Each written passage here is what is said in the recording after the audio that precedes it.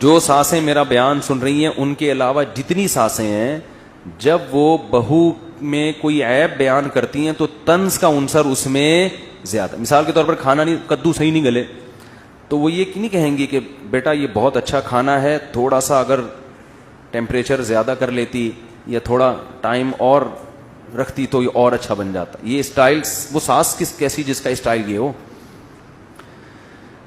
وہ پھر ساس نہیں ہے. اس کا اسٹائل یہ ہوتا ہے لگتا ہے تمہارے ماں باپ نے تمہیں کدو پکانا بھی نہیں، اب یہ بھی ہمیں ہی کرنا پڑے گا. وہ جل بھن کے نا اس کے دھواں نکلنا شروع ہو جاتا ہے بہو کے.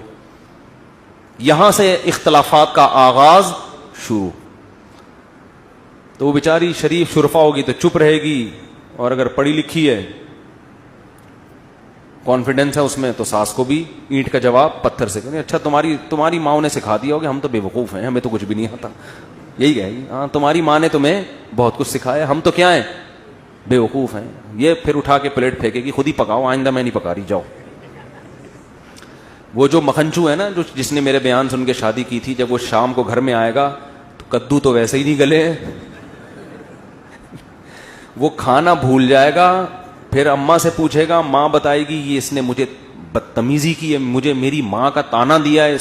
اول ایک تو غلطی کی، کدو نہیں صحیح پکائے، گلائے نہیں، اوپر سے سوری کرنے کے بجائے کیا کر رہی ہے، پلیٹیں اٹھا کے پھینک رہی ہے.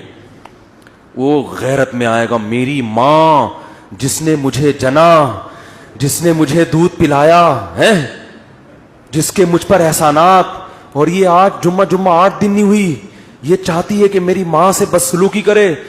یہ پہلے ہی چنگیز خان بن کے آیا تھا، اب یہ ہلاکو خان کو بھی ساتھ لے کے بیوی کے کمرے پہ اٹیک کرے گا. یہ کیا پڑا ہوا ہے دیواروں کے اوپر، یہ کیا ہے، یہ تماشا بنایا ہوا ہے. وہ یہ دیکھے گی کہ ایک تو میری ساس نے پہلے طنز کیا، اوپر سے میرے شوہر کو بھی میرے خلاف ورغلا رہی ہے. تو وہ دلائل کی دنیا میں جواب نہیں دے گی، وہ اپنی ساس کی کیا ہو جائے گی، دشمن. ابھی اس نے کدو کی پلیٹ پھینکی تھی، پورا پریشر کوکر اٹھا کے شوہر کے سر پہ جا کے پھوڑ دے گی. پھر شوہر مجھ سے پوچھے گا یہ کیا ہو رہا ہے مفتی صاحب، گھریلو مسائل حل نہیں ہو رہے. تو میں اس سے کہوں گا میں نے کہا تھا کہ جب شادی کرو تو گھر میں ہیلمٹ پہن کے جاؤ.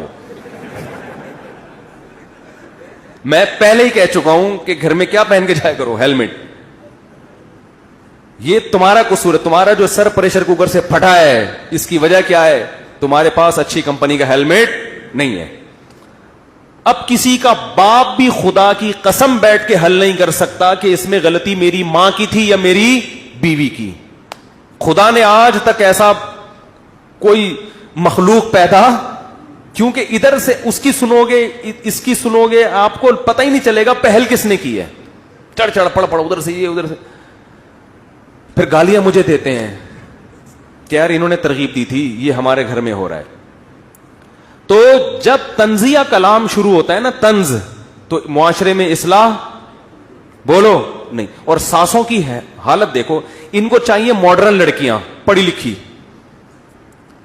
اور گھر کے کام ان سے ایسے کروانے ہیں جیسے گاؤں دیہات کی ان پڑھ لڑکیوں سے ہوتے ہیں. تو جب ماڈرن لڑکی لاؤ گے تو وہ شکر کرو کدو گلا دی، جتنے گلائے ہیں اتنے بھی نہیں گلاتی ہو. تو اگر یہی تھا تو آپ لے آتی کسی دیہاتی کو، اپنی بھتیجی کو، اپنی بھانجی کو، وہ جو بیچاری کہیں رہتی ہے دیہات کی اچھی بھلی خدمت گزار، اس کو لے کے آتے. تو اس لیے جب ایسا معاملہ ہو رہا ہو تو ہم کہتے ہیں بھائی بیگم کو ماں سے کیا کر دو، بولو الگ کر دو. پھر ماں سے بھی محبت سے ملو اور بیگم سے ملو، ان کا آپس میں کنیکشن نہیں ہونے دو. اماں کو تھوڑے تھوڑے دنوں میں بلایا کرو، بیگم کو بولا کرو کدو گلاؤ، میں خود چیک کروں گا گلے کہ نہیں گلے. اماں کی خدمت کرو، اماں یہاں آئیں گی، پھر اماں اپنے گھر میں، ہم اپنے گھر میں. روزانہ خود اماں سے جا کے